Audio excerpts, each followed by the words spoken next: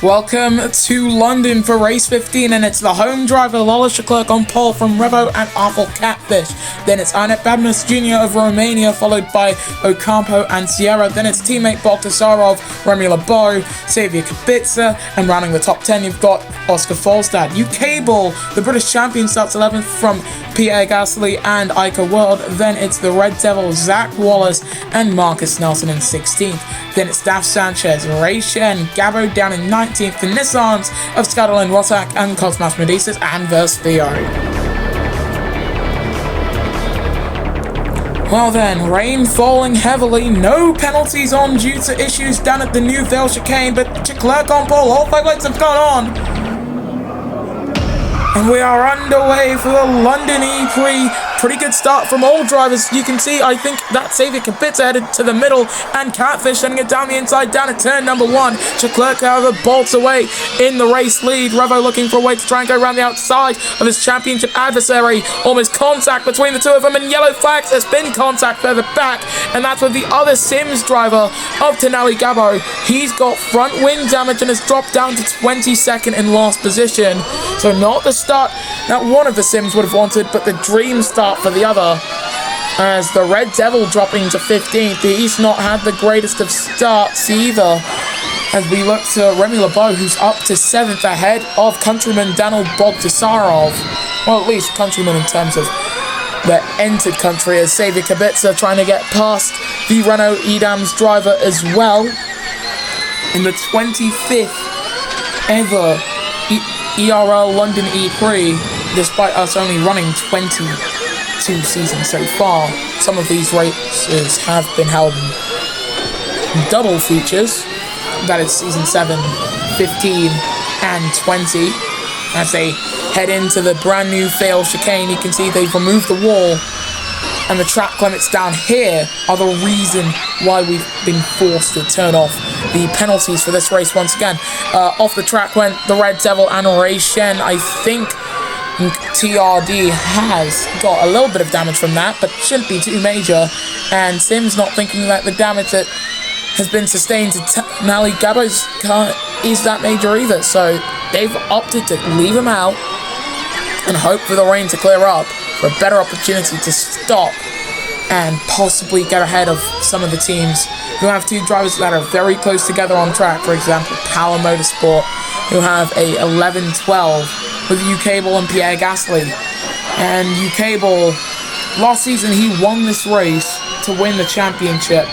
This season, he'd be lucky to finish top 10 in the Drivers' Championship, because the top 10 is where the main title battle has been throughout this entire season. And unfortunately, Power Motorsport, they've fallen off the face of the earth. And it's nothing more or less to it, it's just what's happened. And Revo has fallen behind Catfish by a considerable margin, as you can see. Sims Porsche driver heading over the curbs in these very, very wet conditions, and Bogdasarov behind Folstad. He's made his way up into 8th. Catfish with a 117.5, the fastest lap so far, with 10 laps to go. Gasly set to 117.466, one of the 3, I believe, French drivers, and Sanchez setting a fastest lap too. You can see the 2 power drivers on the back of Kubica, who's on the back of Daniel Bogdasarov, looking back with the Renault Edams driver. And to say that he's struggling would be the understatement of the century. So looking through what is effectively the rearview mirror, if the ERL cars had such things. Attack mode, not available. It's raining heavily, as it was in Istanbul. Attack charge, on the other hand, is certainly available, because that's just regen. That's just a regen boost that the cars have, and you can see Kubica looking for a way to get past, and I don't think he's going to be able to do it. He's dropped behind UK Ball. UK Ball coming through Maggots and Beckett's, getting ahead of Xavier Kubica, and the 88 now outside of the points. That's neither Mercedes driver scoring points, and after getting a podium last time out, to say that's suboptimal is an understatement. Keeping my eyes on the minimap for a second here, as we now have 9 laps to go, and Remy LeBeau setting a fastest lap of a 116.299. Gabo's dropped a lot of time without half of that front wing, and it makes sense. He's having to be a lot more cautious. You can see him with a lack of grip when he's trying to go through the rail chicane and club at high speeds. He's just not able to do it because he doesn't have the grip to. But Leclerc still out in front and still with the race lead and still keeping that gap to Catfish behind at roughly a second. If this was dry conditions, then Catfish wouldn't have attack mode, and in fact, here comes Revo with attack charge, sending it down the inside, going through Cop's corner, and that second position for the championship leader, and the current most successful ERL driver on the grid. Catfish gets back past him though. They went side by side, and this fight's actually allowed Catfish to get closer to the back of Leclerc. The Trackhouse driver's race win is not certain, as it was in Vegas. Another race that Leclerc seems like he can win could be undermined by the guy right behind him, as Shen sending a fastest second sector of anyone. All these drivers hopping over the grass.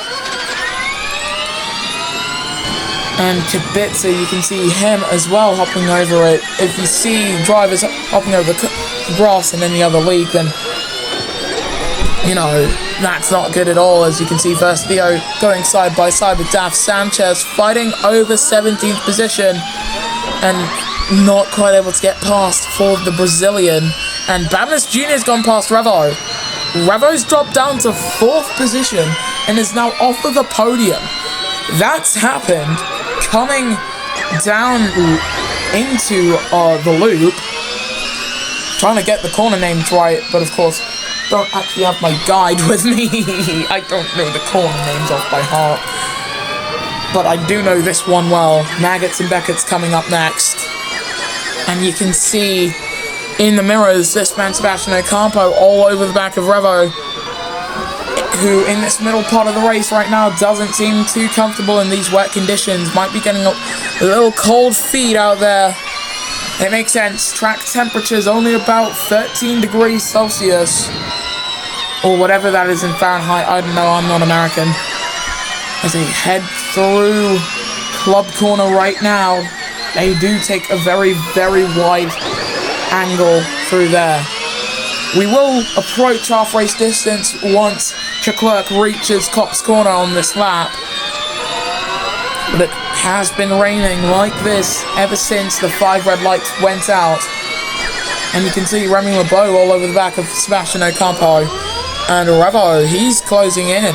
He hasn't got attack charge to use on Babinus Jr. if he wants to make a power pass, like I can presume Babinus Jr. made. And in fact, if I take a look further back, Kubica's on his own. Ike is a far way back and Cable's a far way ahead. The Mercedes man is on his own in 11th position at the midway point of the field. And Babinus Jr. and Revo going side by side as Remy LeBeau and Ocampo do the same behind him. You can see the helicopters overhead. Don't think that they can see too much, but if they could see anything, they would be watching the 3-time Drivers' Champion get past Babinus Jr. But will they remain in that way? No, because look at the pace that the Venturi has going down the Wellington Straight. It's unimaginable as Ocampo looks to try and get past. They're in contact with Remy LeBeau, who's off the track. Lot of runoff for him, and in fact there are still yellows for Bogdasarov, who's lost part of his front wing, so he's been involved in that incident too. But we only caught Ocampo and Remy, the spark of the entire yellow flag scenario down there, and Remy doesn't have damage, but I can tell you who does. It is Bogdasarov, the man with damage. Both Ocampo and Remy LeBeau went off the track there, and both of them hit each other, so of course not in any way ideal.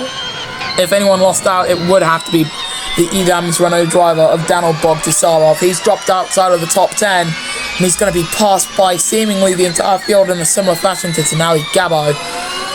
You can see the field actually beginning to spread out a little bit. 2 seconds, 3-ish seconds the gap between the top two.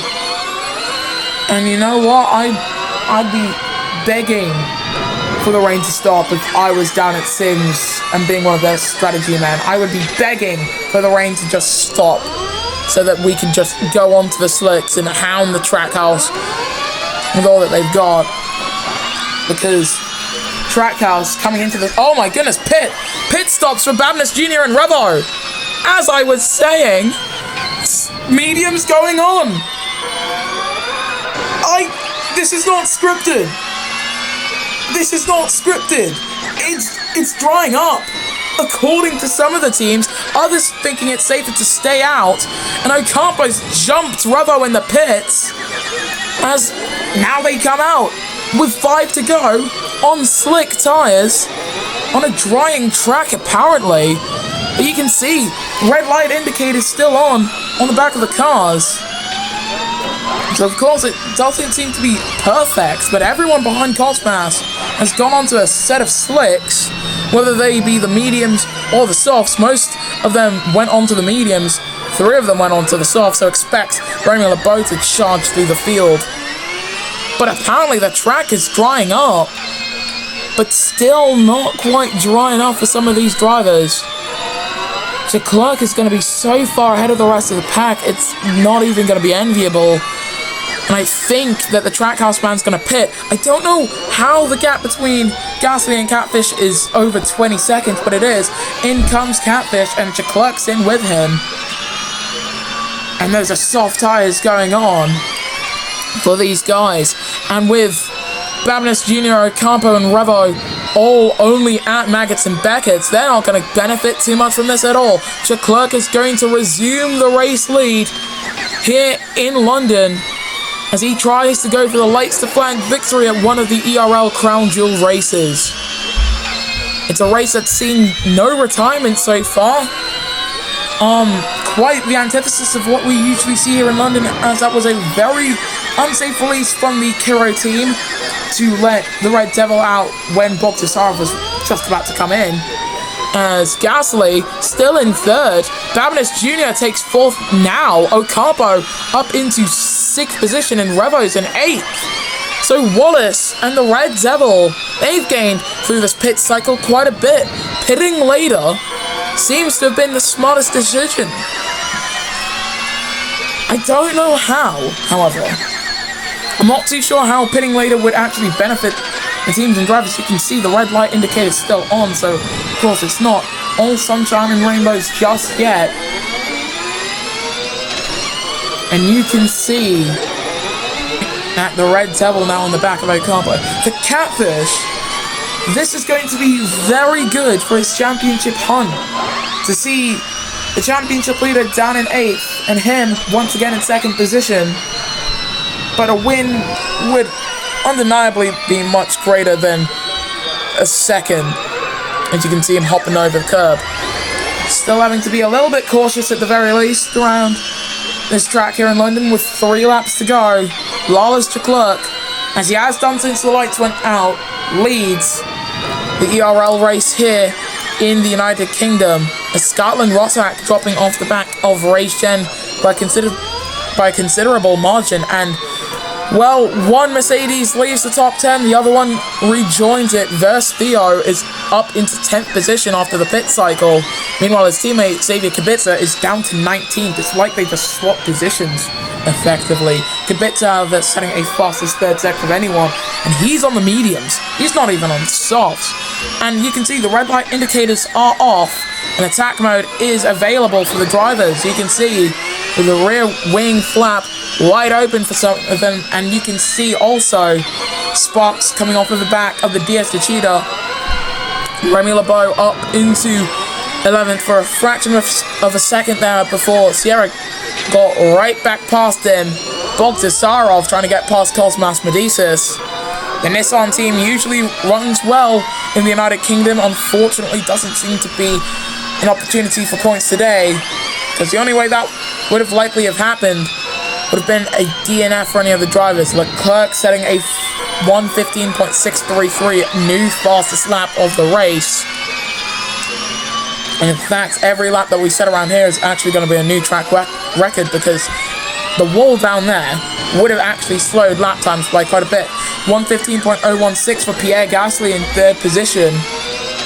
And for the top three, their positions are relatively stable, as Verse Theo set to 114.9. The gaps between them are quite big, especially to Catfish and Gasly, and even then Gasly to Wallace is also quite big. And you can see where on the softs, there's no way that we're going to have a tyre wear controversy at the end of the London E-Prix. Of all races, why London? And Revo's down to 10th position for the championship leader. He's been passed by Sanchez and Verse Theo with 2 laps after this one to go. And here comes Babinus Jr. alongside Sebastian Ocampo. Side by side they go through Maggots and Beckett, and Ocampo drops to 6th, possibly even 7th if the Red Devil gets past. The Red Devil does get past as we're on to the penultimate lap here in London. We're watching the fight for 5th. This is the main fight on track. 5th position currently held by Babinus Jr. as they come through the chicane, the Vale chicane that leads into the final turn of Club, which is honestly a little bit mid to have a final turn B, as they head down to the main straight, the Hamilton straight. And on this penultimate lap, Verse Theo now moves up into 8th, and that's 7th for the Mercedes driver, side by side with Ocampo on this penultimate lap. But the champion gets past him for now. Attack mode for the Mercedes driver. He's up into 7th position, ahead of Daf Sanchez and Sebastian Ocampo, as well as Revo. Pablo Sierra's trying to hop onto the back of this fight for position.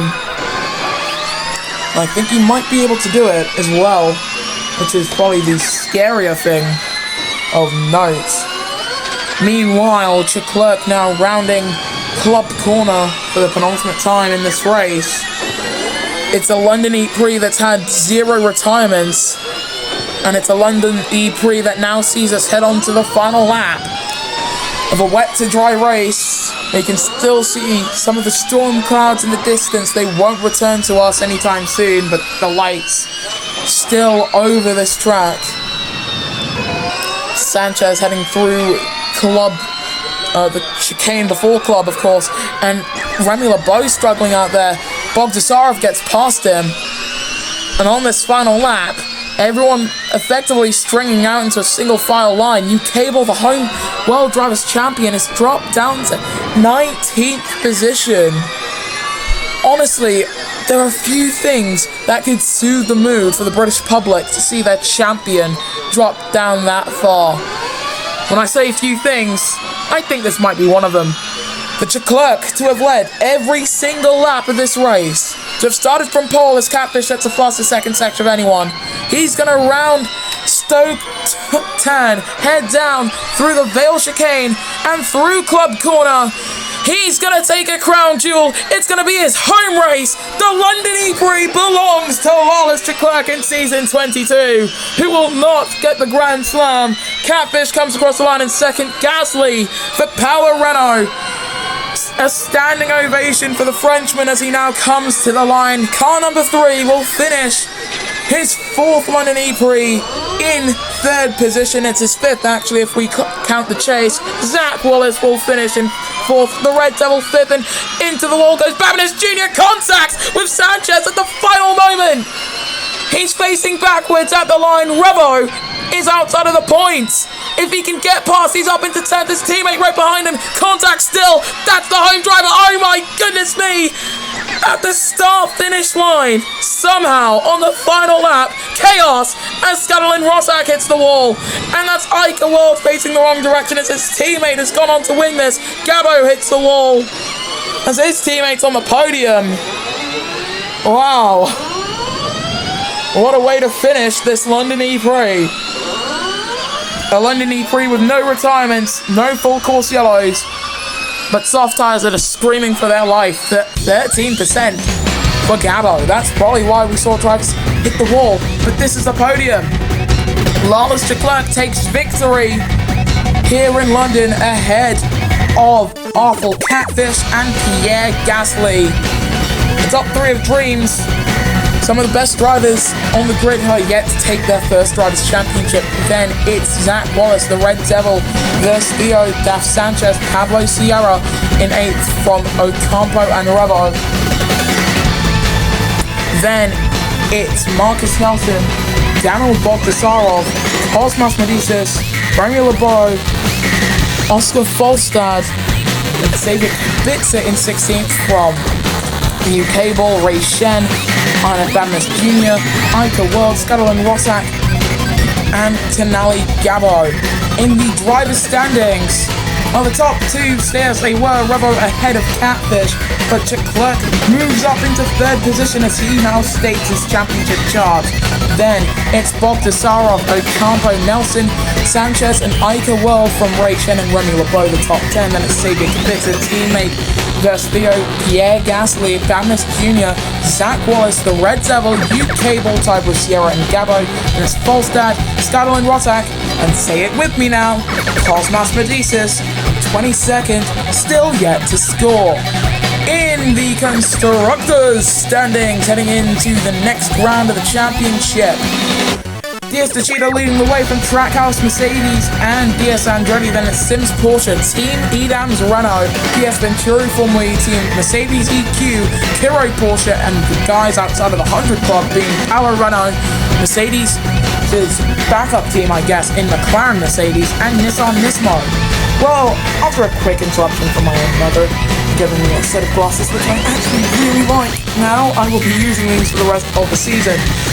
But as for us here in London, that's all. We'll see you guys next time then when the ERL Formula E Series returns.